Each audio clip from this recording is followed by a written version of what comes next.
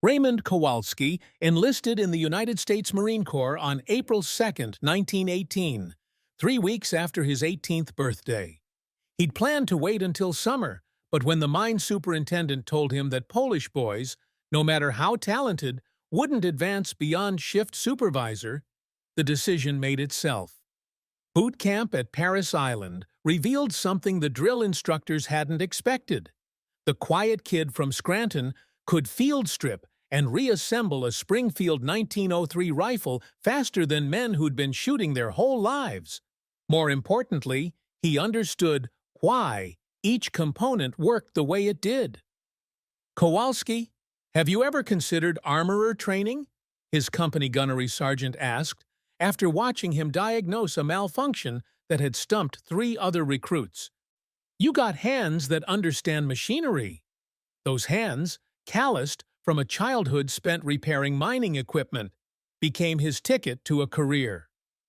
While other Marines shipped to France for the final months of World War I, Kowalski was sent to the Marine Corps' Armory School at Quantico, learning the art of weapons maintenance from men who'd kept rifles functioning through the trenches of Belleau Wood. The work suited him perfectly. Armorers operated in the background, unnoticed until something broke, then suddenly essential. There was honest dignity in keeping weapons running, in being the man others depended on when mechanical failure meant the difference between life and death. "You're never going to make an officer," his instructor, Master Gunnery Sergeant Dutch Hoffman, told him bluntly. "You're enlisted, you're Polish, and you're too practical for the Corps' taste. But you're the best natural mechanic I've seen in 20 years. Learn everything I can teach you, and you'll always have a place." Kowalski took that advice seriously. He spent the 1920s and 1930s moving between Marine installations, Quantico, San Diego, Shanghai, the Philippines, learning weapons systems from around the world. He studied German Mausers, British Enfields, Japanese Arisakas, Soviet Mosin Nagants. He developed an ability to diagnose problems by sound, by feel, by patterns other armorers missed. In 1932, he married Helen Kowalczyk, a nurse's aide from Philadelphia. He'd met during a stateside rotation. They had 2 daughters. Helen understood that the Corps would always come first, that her husband would disappear into armory workshops for days when a problem caught his attention, that promotions would come slowly, if at all. "Ray's not political," she would explain to other wives. "He just wants the weapons to work and the Marines to come home. That's enough for him." When the M1 Garand began replacing the Springfield 1903 in 1937, Kowalski was among the first armorers trained on the new system. The rifle fascinated him, a semi-automatic design that represented a quantum leap in infantry firepower. Gas-operated, self-loading, capable of putting 8 rounds downrange as fast as a Marine could pull the trigger. But he also recognized immediately what the ordnance experts at Springfield Armory apparently hadn't. The gas system was engineered to incredibly tight tolerances, perfect for a clean rifle range, potentially problematic in field conditions. "This thing's gonna hate mud," he told a fellow armorer during training. "Look at that gas port. It's precise to 1/1000th of an inch. You get debris in there, the whole system locks up." "Springfield's engineers know what they're doing," his colleague replied. "It's the finest infantry rifle in the world." "For now," Kowalski said quietly, studying the gas cylinder assembly with the practiced eye of a man who'd spent his life watching beautiful engineering fail in dirty conditions. "Wait until it meets reality." In August 1942, when the 1st Marine Division prepared to assault an obscure island called Guadalcanal, Staff Sergeant Raymond Kowalski, now 42 years old, passed over for promotion to gunnery sergeant 4 times, considered reliable but unimaginative by his superiors, packed his armorer's tools and deployed to the Pacific. He had no idea that the jungle waiting for him would prove every one of his concerns catastrophically correct, or that his ridiculous solution would save thousands of lives. He just knew that when the M1 Garand met Guadalcanal's volcanic mud, something was going to break. And when it did, someone would need to fix it. Guadalcanal looked like paradise from the transport ship's deck. Lush green hills rising from turquoise water, white beaches that could have been a postcard. Then the Marines landed on August 7, 1942, and paradise revealed itself as something else entirely. The island's volcanic soil turned to thick, sticky mud with the first rain. The jungle humidity made metal sweat, leather rot, and canvas mildew within days. Insects were everywhere: mosquitoes, flies, spiders the size of a man's hand. And the rain came in torrential downpours that turned foxholes into swimming pools and supply dumps into swamps. Kowalski set up his armory section in a tent near Henderson Field, the airstrip the Japanese had been building when the Marines arrived. The tent leaked. The workbenches were plywood balanced on ammunition crates. Spare parts had to be kept in sealed containers, or they'd rust overnight. It was the worst working conditions he'd experienced in 24 years as a Marine armorer. The M1 Garand started failing within the first week. Initially, it was isolated incidents: a rifle that wouldn't cycle, a gas system that seemed sluggish. Kowalski would clean them thoroughly, test-fire them, and send them back to the line. But the failures multiplied. By late August, he was seeing a dozen malfunctioning rifles daily. By September, it was 3 dozen. The pattern was unmistakable. Guadalcanal's volcanic mud was infiltrating the gas system. When a Marine hit the deck during the combat, mud would pack into the gas cylinder. The next time he fired, instead of the gas pressure cycling the action cleanly, it would jam. The rifle became a single-shot weapon, or worse, completely inoperable. "Clean your weapons more thoroughly," came the directive from Battalion Command when Kowalski submitted his first report. Guadalcanal conditions require enhanced maintenance discipline. But Kowalski watched Marines come in from the line, exhausted, malaria-ridden, barely able to stand after days in combat, and he knew that enhanced maintenance discipline was a fantasy. You couldn't maintain a rifle to laboratory standards when you were living in a muddy foxhole under constant artillery fire. He sent a second report in September, this one more detailed. He'd measured the gas port tolerances and documented exactly how volcanic particles were causing blockages. He'd interviewed 2 dozen Marines about the conditions under which their rifles failed. He'd even collected mud samples showing the problematic particle sizes. The response took 3 weeks. M1 Garand design has been validated by Aberdeen Proving Ground. Ensure proper maintenance protocols are being followed. In early October, Kowalski watched a Marine named Danny Kowalski, no relation, but the shared name created a bond, die 20 yards from the armory tent. Danny's rifle had jammed during a Japanese probe. He'd tried to clear the malfunction using the procedures Kowalski had taught him. The stoppage wouldn't clear. A Japanese soldier shot him while he was still frantically working his rifle's action. Kowalski held the kid's hand while a corpsman tried futilely to stop the bleeding. Danny was 19 years old. His last words were, "I did everything right. I cleaned it this morning." That night, Kowalski sat in the armory tent with Danny's rifle. He'd field-stripped it completely. The rifle was immaculately maintained. The kid had done everything right. But packed into the gas port was a plug of volcanic mud that had turned a precision firearm into a liability. "We're losing Marines because the rifle can't handle field conditions," he told Captain Frank Morrison, the battalion armory officer, the next morning. "The gas port is too tight. We need to modify the specifications." Morrison was a West Point graduate, 28 years old, fresh from ordnance school. "Staff Sergeant, we don't modify specifications in the field. Springfield Armory spent years developing this rifle. If there were a design flaw, they would have found it. They tested it at Aberdeen, sir. Clean sand, controlled conditions. This isn't Aberdeen." That's not our decision to make. Submit your recommendations through proper channels and follow current maintenance protocols. Kowalski had already submitted recommendations through proper channels. He'd gotten form letters in response. He walked back to his tent, looking at the rows of M1 Garands awaiting repair. Beautiful rifles, masterpieces of engineering. Completely wrong for the war the Marines were actually fighting.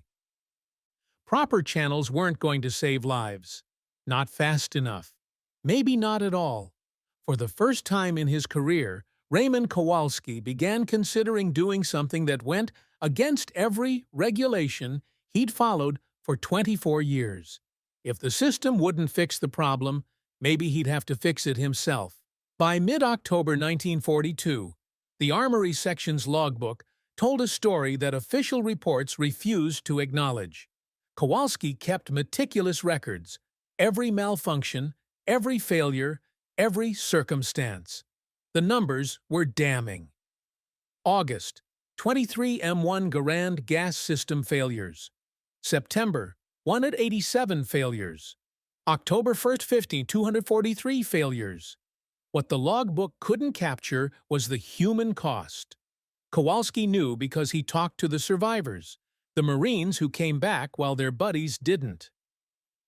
The stories were horrifyingly similar. Corporal James Mitchell had been providing covering fire when his Garand jammed. By the time he'd cleared it, 2 Marines in his fire team were dead. "I pulled the trigger and got nothing," Mitchell told Kowalski, his hands shaking as he demonstrated. Click. Just click. "I did the immediate action drill, but the operating rod was frozen. Mud in the gas system, you said." "Yeah, well, mud cost me my best friend." Private First Class Robert Chen described watching his squad leader die while trying to clear a malfunction drill. "We train for this, right? Immediate action, remedial action, all that. But you can't do remedial action when there's a Japanese machine gun 30 yards away." Sarge was still trying to clear his rifle when they got him. The stories accumulated like a weight on Kowalski's chest. Each one was a Marine who'd done everything right, maintained his weapon, followed procedures, executed his training, and died anyway because the rifle couldn't function in jungle mud. He submitted a third report on October 10th, this one including survivor testimony and casualty correlations. He'd identified at least 18 deaths directly attributable to M1 malfunctions, with dozens more wounded. The report concluded with a specific technical recommendation. Enlarge the gas port by 2 to 3 millimeters and add debris shielding to prevent mud infiltration. The response came from Marine Corps Headquarters, forwarded through Division Command. The M1 Garand rifle has been thoroughly tested and approved for all combat conditions. Reported malfunctions are the result of inadequate maintenance, not design deficiency. Unit armorers will ensure compliance with technical manual specifications. Unauthorized modifications to gas system components are strictly prohibited and will result in disciplinary action. Captain Morrison delivered the message personally. "Ray, I know you're frustrated, but you need to drop this. Headquarters has spoken. No modifications." "Sir, Marines are dying because..." "Marines are dying because we're in a war, Staff Sergeant."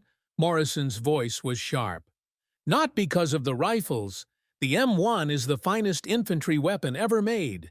If it's failing, it's user error or maintenance failure. That's what Headquarters believes." And that's the end of the discussion. Kowalski wanted to argue, but Morrison's expression made it clear the conversation was over. He saluted and left. That night, Private Chen found him in the armory tent, staring at a disassembled M1 Garand by lamplight. "You okay, Ray?" "Do you know what they told me, Johnny? User error. They think our Marines are too stupid to maintain their weapons.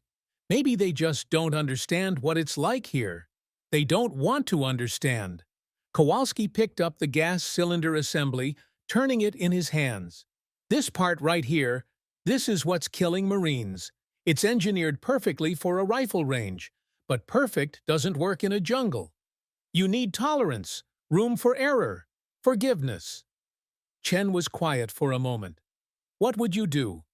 If you could? Kowalski had been thinking about that for weeks. He'd sketched designs in a notebook he kept hidden. He'd done calculations on gas pressure and port diameter. He'd even salvaged some aluminum from a crashed Japanese Zero, thinking about how it might be formed into debris shields. "I'd make the gas port bigger," he said finally. "Not much, just enough to let debris pass through instead of blocking it.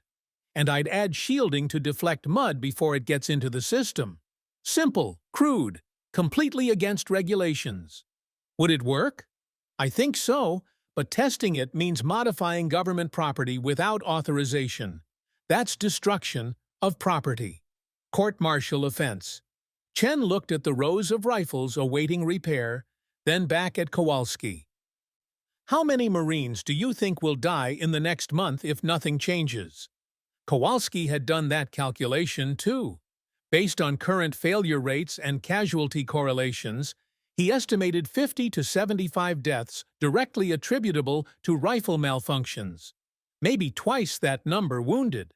"A lot," he said quietly. "And how many will die if you get court-martialed and can't fix rifles anymore?" It was a good question, but Kowalski was beginning to think that fixing rifles the authorized way wasn't actually fixing the problem. It was just documenting the failures. Outside, the rain hammered down on Guadalcanal's volcanic soil, turning it into the thick mud that was killing Marines with malfunctioning rifles.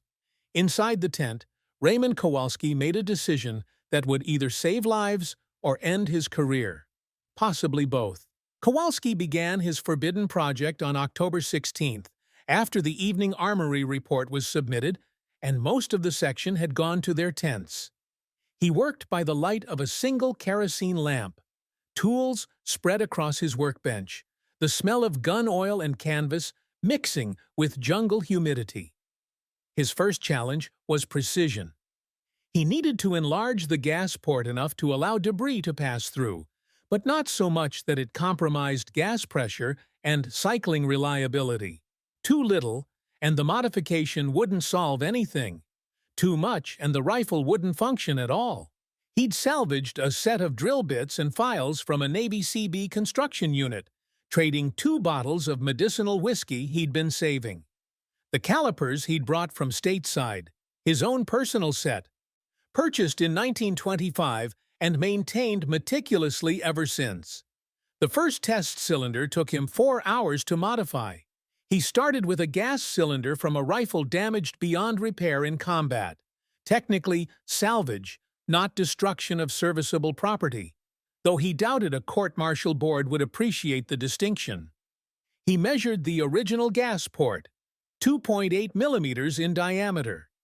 He'd calculated that enlarging it to 5.0 millimeters would allow small debris to pass through without significantly affecting gas pressure. The work required steady hands and absolute focus. One slip and he'd ruin the cylinder, wasting precious materials. At 0200 hours, he had his first modified cylinder. It looked crude compared to the factory precision original. The enlarged port was slightly irregular, the edges less than perfect. But the dimensions were right. The second challenge was the debris shield. He'd been thinking about this since September, studying how mud entered the gas system. The cylinder's position on the rifle meant it was exposed to debris from below and the sides. He needed something to deflect mud before it reached the port, but it couldn't interfere with the gas pressure or add significant weight. The aluminum from the crashed Zero was perfect. Lightweight, formable, resistant to corrosion. He cut small pieces with aviation snips, then shaped them into curved shields that would bolt to the gas cylinder. Each shield took about 90 minutes to fabricate, form, and fit. By dawn, he had one complete modified assembly. It looked absurd. Factory precision rifle component fitted with what appeared to be a homemade tin can lid. Captain Morrison would call it ridiculous. Headquarters would call it vandalism. Kowalski called it a solution. Testing came next. He couldn't use the official range. That would immediately reveal what he'd done. Instead, he waited until the afternoon supply run, then volunteered to escort it to a forward position. Once there, with permission from a sympathetic lieutenant, he test-fired the modified rifle.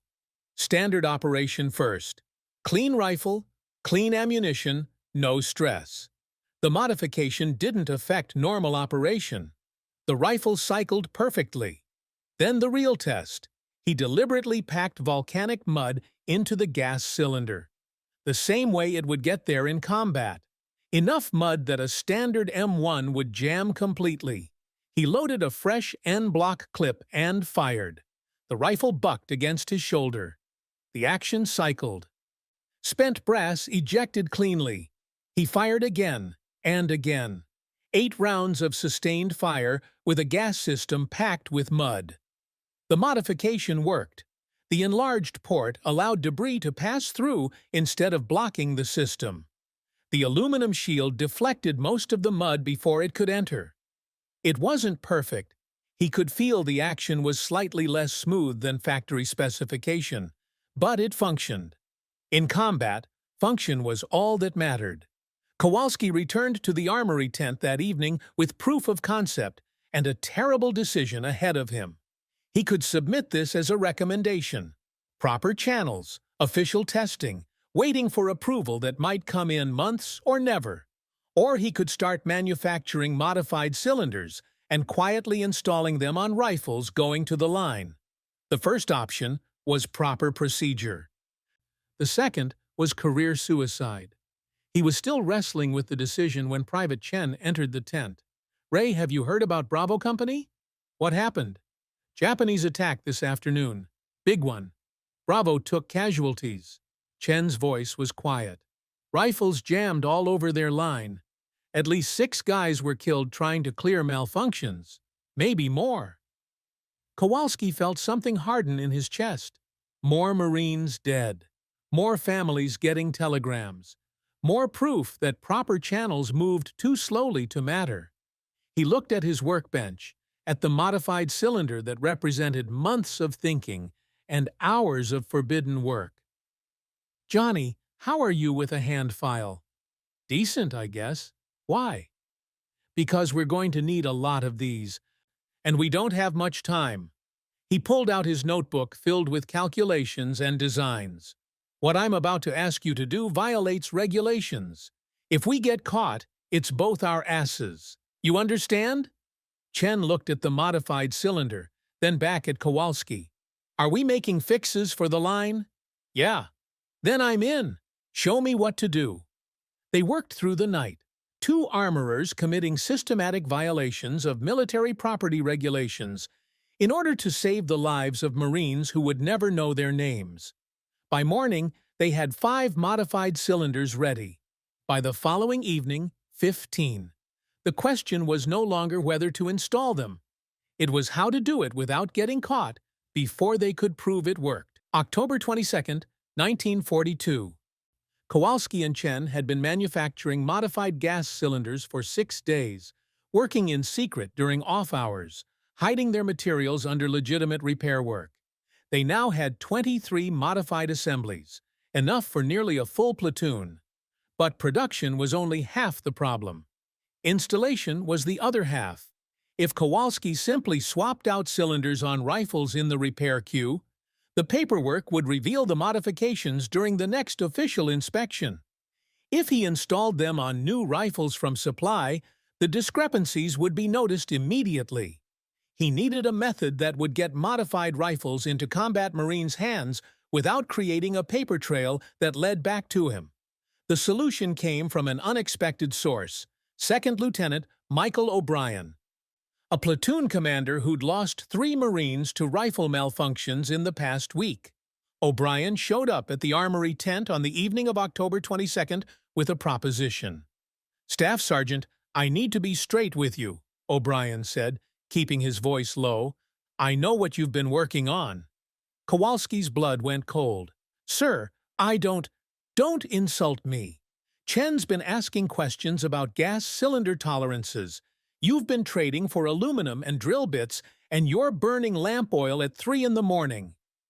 O'Brien leaned against the workbench. I'm not here to bust you. I'm here to help. Why would you risk that, sir?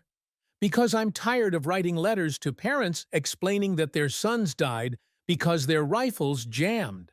If you've got a fix, I want it for my platoon. Official or not.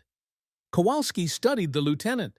O'Brien was 23 years old, fresh from officer training, but he'd been in combat long enough to understand that regulations and reality didn't always align.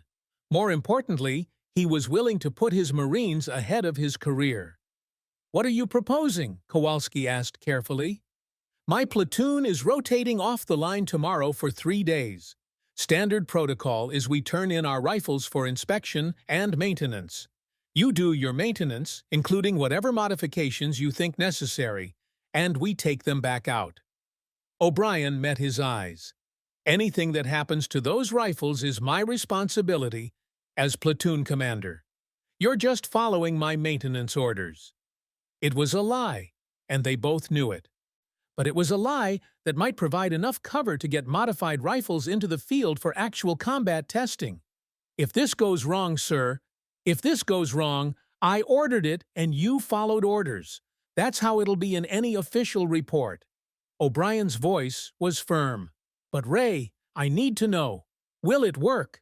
Kowalski thought about the test firing, about the mud-packed cylinder that had cycled flawlessly, about the 18 Marines he knew had died from malfunctions, and the dozens more he suspected. It'll work, he said. They shook hands on it, 2 men committing to an action that was either going to save lives or destroy careers. O'Brien's platoon turned in their rifles the next morning. 41 M1 Garands in various states of maintenance. Kowalski and Channon worked through the day, installing modified cylinders on every rifle. The work had to be perfect. These weren't test pieces anymore, but weapons that Marines would trust with their lives. By evening, they were done. 41 rifles with enlarged gas ports and crude aluminum debris shields. To anyone who knew what they were looking at, the modifications were obvious. But most Marines didn't study their rifles' gas systems in detail. They just needed them to work. Private Chen found Kowalski in the tent that night, unable to sleep. You think we did the right thing? I think Marines were dying, and we found a way to maybe stop that. Whether it's right or wrong isn't for me to judge. Captain Morrison finds out, he'll crucify you. Probably. Kowalski cleaned his calipers, a ritual that always helped him think.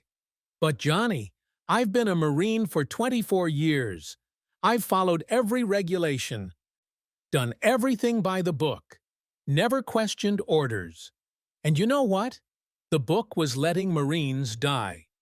Sometimes you gotta decide what matters more, your career or doing what's right.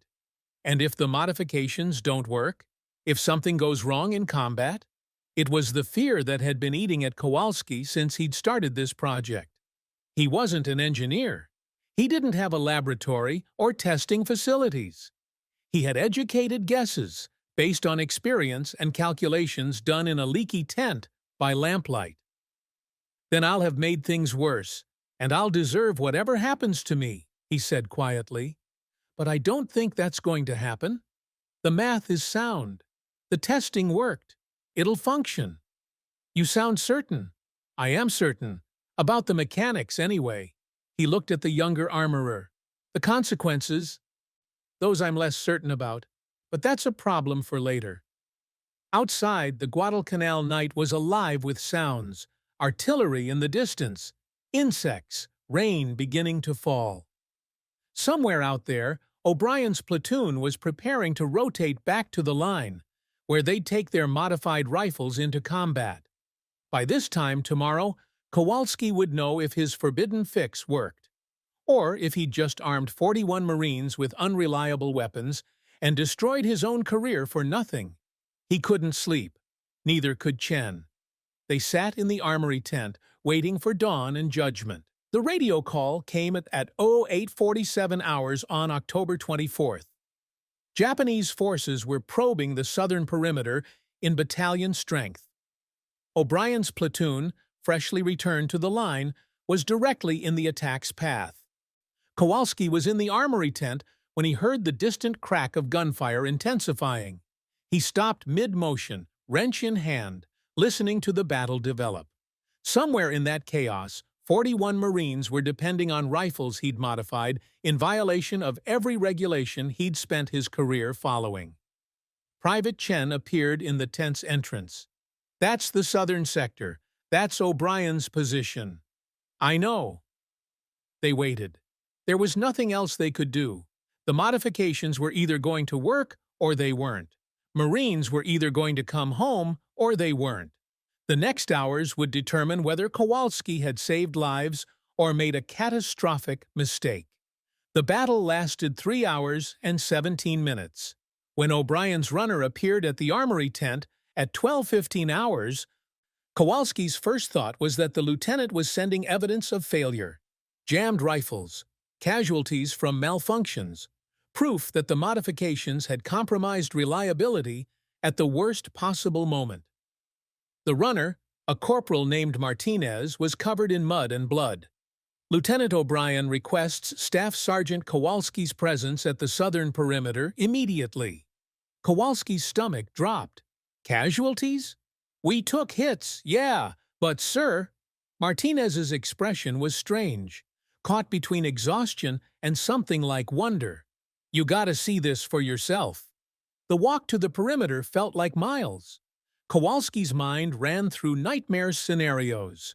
Rifles failing, Marines dead because of his modifications, court-martial charges being prepared. By the time he reached O'Brien's command post, he'd convinced himself his career was over. What he found instead was 37 Marines in various states of muddy exhaustion, cleaning rifles that showed every sign of hard combat use. O'Brien sat on an ammunition crate, his own M1 Garand disassembled on his lap. "Staff Sergeant," O'Brien said, looking up, "we need to talk about these modifications." "Here it comes," Kowalski thought. "Yes, sir. They're remarkable." O'Brien held up his gas cylinder assembly. The enlarged port was packed with volcanic mud, but the rifle had clearly been firing until moments ago. "We went through hell this morning. Artillery preparation, then Japanese infantry trying to overrun our position.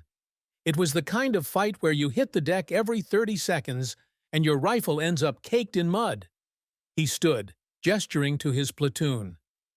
"Every man here went through at least 2 en-bloc clips in sustained fire. Most went through 4 or more. We had exactly 0 turbo gas system malfunctions. In conditions that would have jammed half our rifles 2 weeks ago, we maintained continuous fire throughout the engagement." Martinez stepped forward, holding his own modified M1. "Staff Sergeant, I literally fell face first into a puddle with this thing. Mud everywhere, receiver, barrel, gas cylinder. I figured I was done, but I wiped off the bolt, loaded a fresh clip, and it fired. Keep firing. It's like somebody designed it to work when it's filthy." Other Marines began chiming in with similar stories. Rifles that had maintained function despite being dropped in mud, dragged through puddles, packed with debris. The crude aluminum shields had deflected most of the mud before it could enter the gas system. And when debris did get through, the enlarged ports let it pass instead of causing blockages. "We lost 4 Marines this morning," O'Brien said quietly. "All to enemy fire. 0 to equipment failure. That's the first time I've commanded a major engagement where I didn't lose anybody to a jammed rifle." He met Kowalski's eyes. "So here's my question. How many more of these can you make?" Kowalski felt something release in his chest.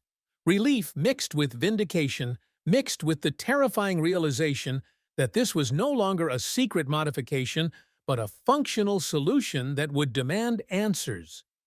"Sir, I have materials for maybe 30 more assemblies, but nothing." I want every rifle in my platoon to keep these modifications. And I'm going to recommend to the company commander that we extend it to the entire company. Sir, that's going to raise questions. Captain Morrison will notice. Headquarters will— Let me worry about headquarters. O'Brien began reassembling his rifle. You proved your concept under the worst possible conditions. These modifications work. They save lives. Whatever regulations say, that's more important. Word spread through the southern perimeter that afternoon like wildfire. Marines from other units saw O'Brien's platoon cleaning their modified rifles and asked questions. By evening, Kowalski had a line of Marines outside his tent, wanting to know if they could get the mud fix for their weapons. Private Chen watched the growing crowd with alarm. "Ray, this is getting out of control. There's no way Morrison doesn't find out now." "I know." Kowalski looked at the Marines, waiting for modifications that might save their lives. "But we can't put this back in the box, Johnny. It's out. The question now is, what happens when the command finds out?" He didn't have to wait long for that answer. At 1800 hours, Captain Morrison appeared at the armory tent with an expression that could have stripped paint. "Staff Sergeant Kowalski," Morrison's voice was nice. "My office, now." The moment of reckoning had arrived. Captain Morrison's office was a tent identical to Kowalski's, distinguished only by a field desk and a direct radio link to battalion headquarters. When Kowalski entered, he found not just Morrison, but Major Thomas Hendricks, the battalion executive officer, examining one of the modified M1 Garands. "Staff Sergeant, do you know what this is?" Morrison held up the rifle, angling it so the crude aluminum debris shield caught the lamplight. "Yes, sir. Modified M1 Garand gas cylinder assembly. And do you know who authorized these modifications?" "No one authorized them, sir. I designed and installed them." Morrison's face reddened. "You understand you've destroyed government property? That you've violated technical manual specifications and modified weapons without authorization from Corps Ordnance? That this is a court-martial offense?" "Yes, sir, I understand all of that." "Then explain to me." Morrison was building momentum, but Major Hendricks interrupted. "Captain, let me handle this."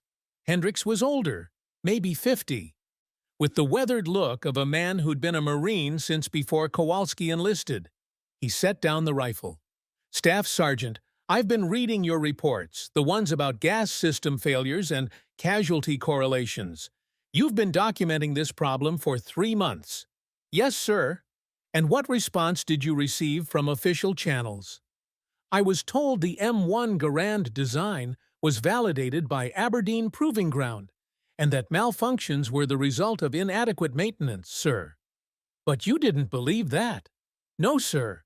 I believed Marines were dying because the rifle's gas system couldn't handle jungle conditions. I believed proper channels were moving too slowly, if they were moving at all. I believed I had a solution that would work."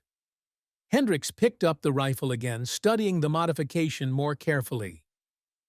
"Did you test this before installing it on operational weapons?" "Yes, sir. I test-fired a prototype under simulated combat conditions, including deliberate contamination of the gas system with volcanic mud. It functioned flawlessly." "And in actual combat?" "Lieutenant O'Brien's platoon used these rifles this morning." 41 modified rifles, sir. 0 gas system malfunctions despite heavy mud contamination and sustained fire. Lieutenant O'Brien can provide detailed after-action reports." "He already has." Hendricks pulled out a folder. "According to his report, your modifications performed exactly as you claimed. He's requesting that his entire company be equipped with modified rifles." He paused. "He's also stated that if you face disciplinary action, he'll testify that he ordered the modifications as platoon commander." Morrison interjected, "Which is clearly a lie to protect an enlisted man who violated—" "Captain, I'm aware of what regulations say." Hendricks's tone was sharp. I'm also aware that we've lost Marines to equipment failures that could have been prevented. The question isn't whether Staff Sergeant Kowalski violated procedure. He clearly did. The question is whether his violation saved lives and whether his solution has merit. He turned back to Kowalski. If I were to send this rifle to Aberdeen Proving Ground for testing, what would they find? Kowalski thought carefully before answering. They'd find that the modification reduces gas pressure efficiency by approximately 12%, which marginally affects theoretical accuracy at ranges beyond 400 meters.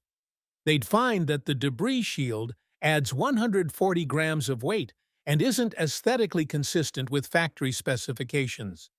They'd find that it violates every quality control standard they've established. And they'd find that it works in conditions their testing never anticipated. That it allows the M1 Garand to function in volcanic mud that would disable a factory specification rifle. That it does what their design couldn't: survive a Pacific jungle. Hendricks was quiet for a long moment. Captain Morrison, your recommendation. Morrison looked like he'd swallowed something bitter. Sir, by regulations, Staff Sergeant Kowalski should face court-martial for destruction of government property and unauthorized weapon modification. However, he paused, clearly struggling with what came next. However, his modifications demonstrably work, and they address a documented problem that official channels have failed to solve. I recommend a formal reprimand with notation in his service record, and that we forward his modification design to Marine Corps Ordnance for official evaluation. A compromise position. Noted. Hendricks looked at Kowalski. Staff Sergeant, I'm going to be blunt. What you did was wrong by every standard of military protocol. You unilaterally decided you knew better than the engineers who designed this rifle, better than the chain of command, better than established procedures. In a peacetime military, that would be absolutely unacceptable. Kowalski stood at attention, preparing for the hammer to fall. But we're not in a peacetime military, Hendricks continued. We're on a godforsaken island fighting for our lives with equipment that isn't working the way it should. And you found a solution that saves lives. He picked up the modified rifle one more time. I'm ordering you to document your modification process completely.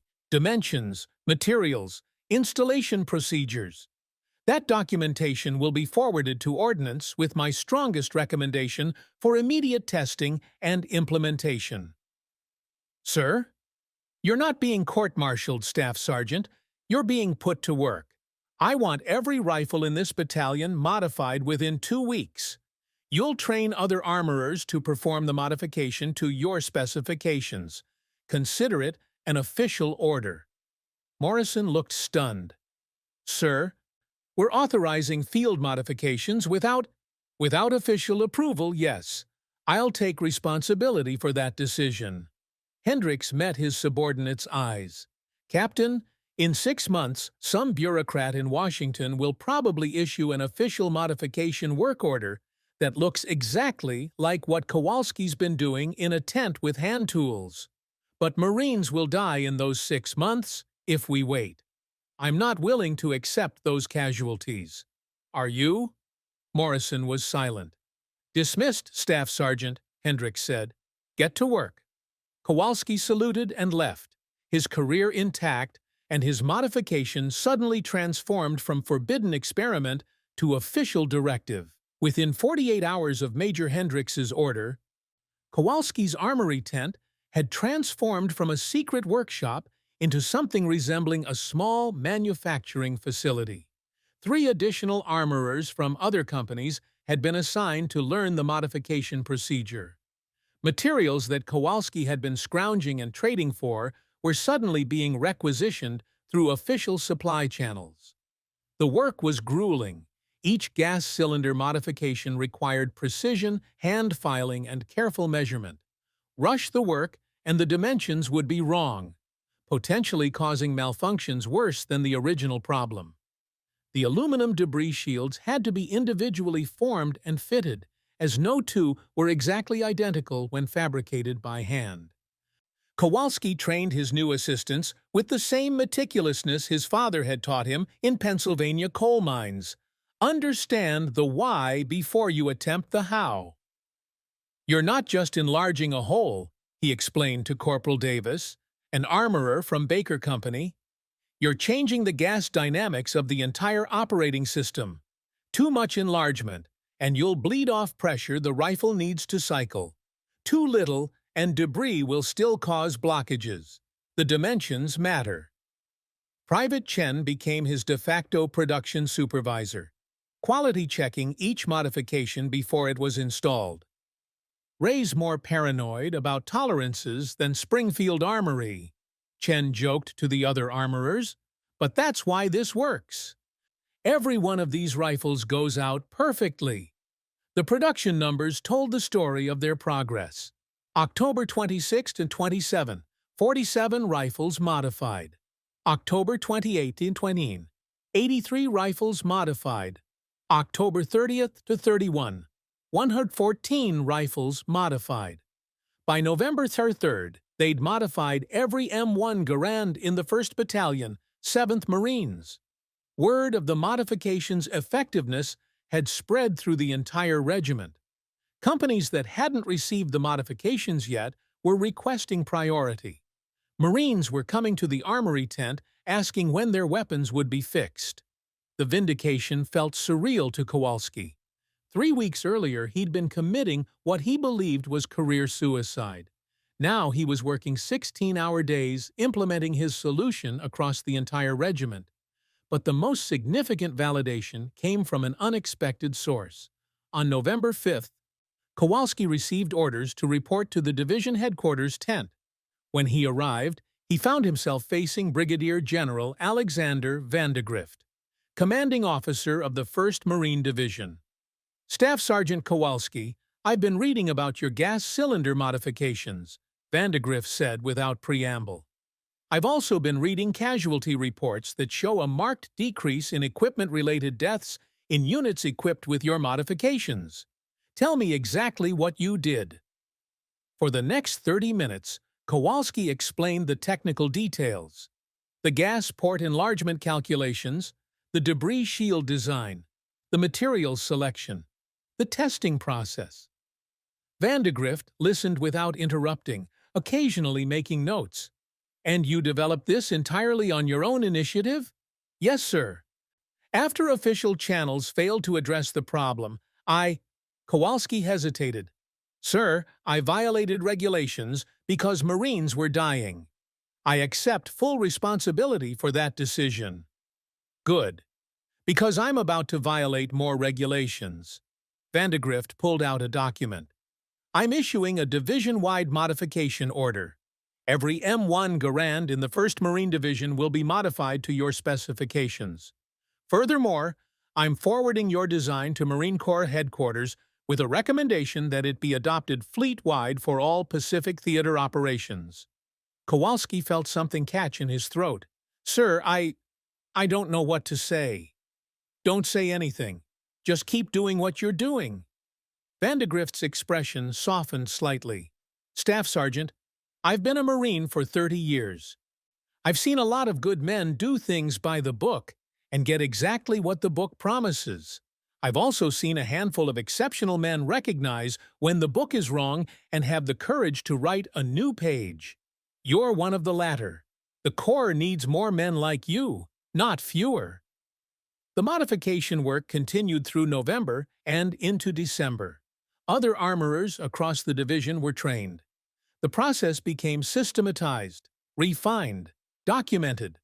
What had started as a crude field expedient evolved into a standardized procedure. By December 15th, more than 20,400 M1 Garands had been modified. Gas system-related malfunctions in the 1st Marine Division had dropped by 94%. Equipment-related combat deaths had become statistically rare.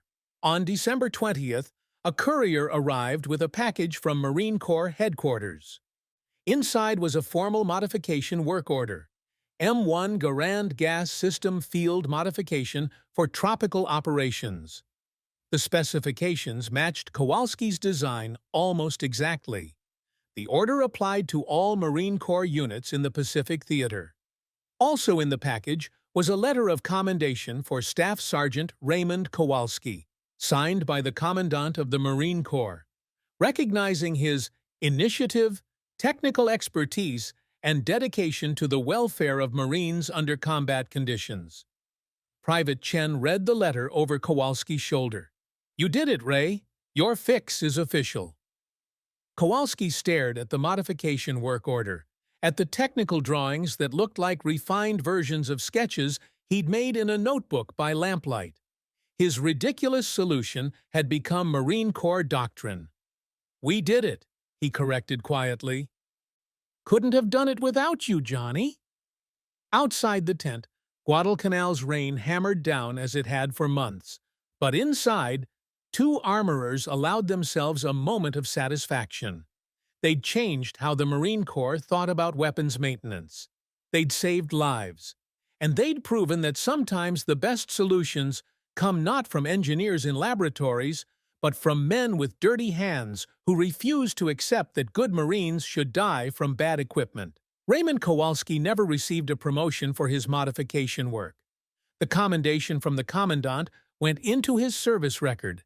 But when promotion boards met in 1943, they passed him over for gunnery sergeant for the 5th time.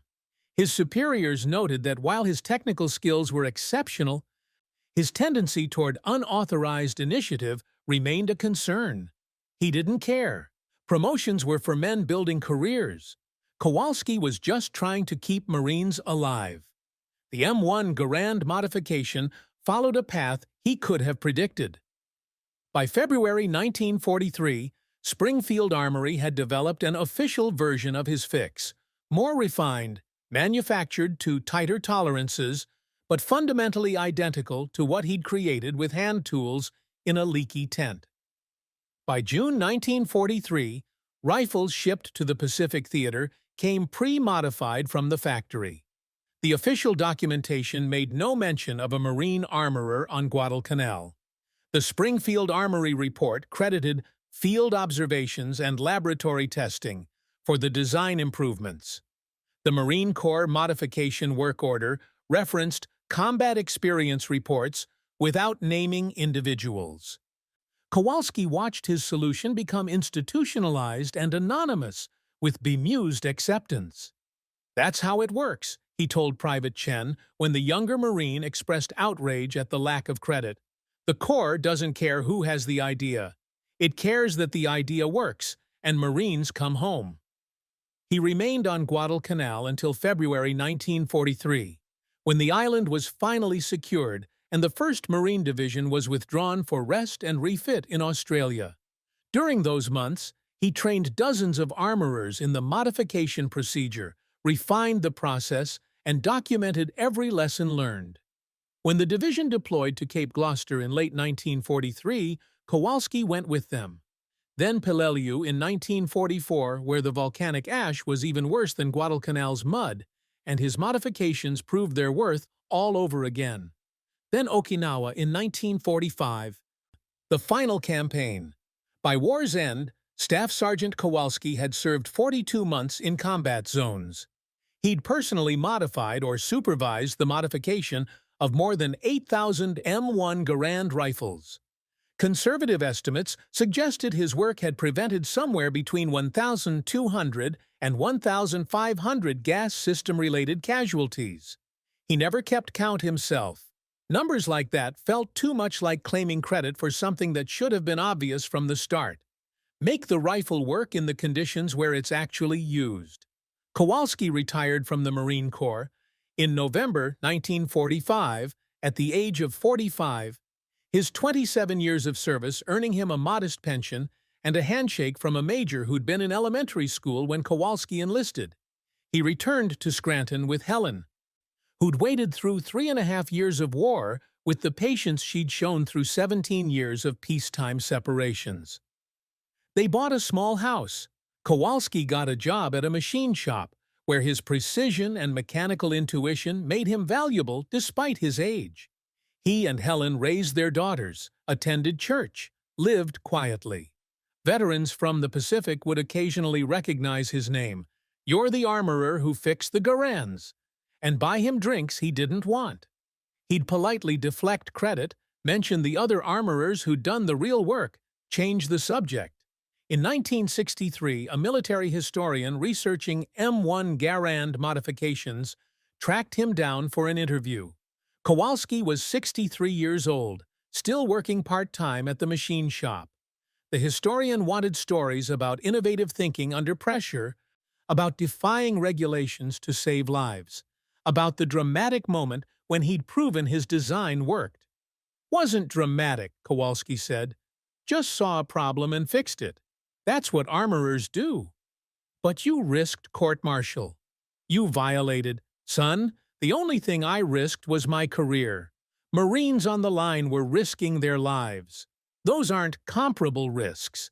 I did what needed doing. End of story." The historian's article, published in 1964, included a brief mention of Sergeant R. Kowalski, whose field modifications influenced later factory specifications. It was the only published recognition of his work that appeared during his lifetime. Raymond Kowalski died on January 8, 1978, at the age of 77. His obituary in the Scranton Tribune mentioned his Marine Corps service and his career as a machinist. It made no mention of Guadalcanal, gas cylinders, or the thousands of lives his ridiculous fix had saved. But in 1982, when the Marine Corps opened its new Small Arms Museum at Quantico, one display case featured the evolution of the M1 Garand. Among the rifles on display was a Guadalcanal-era M1 with a crude aluminum debris shield bolted to its gas cylinder and an obviously hand-enlarged gas port. The placard read, "M1 Garand, Field-Modified Gas System, Guadalcanal 1942. Improvised modifications like this, developed by Marine armorers under combat conditions, led to official design improvements that enhanced the M1's reliability throughout the Pacific Theater."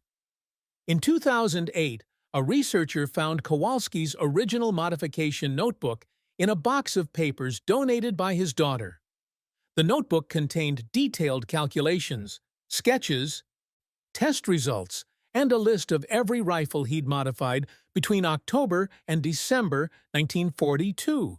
At the bottom of the last page, in his careful mechanical handwriting, was a single sentence: "God gives some men the ability to design perfect machines for perfect conditions. The rest of us just try to make things work in the mud." The notebook is now preserved in the Marine Corps archives, a testament to the practical genius of men whose names rarely make it into history books, but whose work saves lives nonetheless. Today, military armorers still learn about the Guadalcanal modifications in their training. Not as a lesson in defying regulations, but as a lesson in understanding the difference between specifications and requirements. Specifications are what engineers design to. Requirements are what Marines need to survive. Raymond Kowalski understood that distinction better than most. His legacy isn't in medals or promotions or official recognition. It's in the thousands of Marines who came home from the Pacific because their rifles worked when they needed them to work, in the institutional knowledge that sometimes the best solutions come from the people closest to the problems, and in the crude aluminum shields that proved you don't need laboratory perfection to achieve battlefield excellence. Some innovations are measured in patents and publications. Others are measured in lives saved and missions accomplished. Kowalski's fix fell into the latter category. And in the end, that was all he'd ever wanted. The rifle works. The Marine comes home. That's the only measure that matters.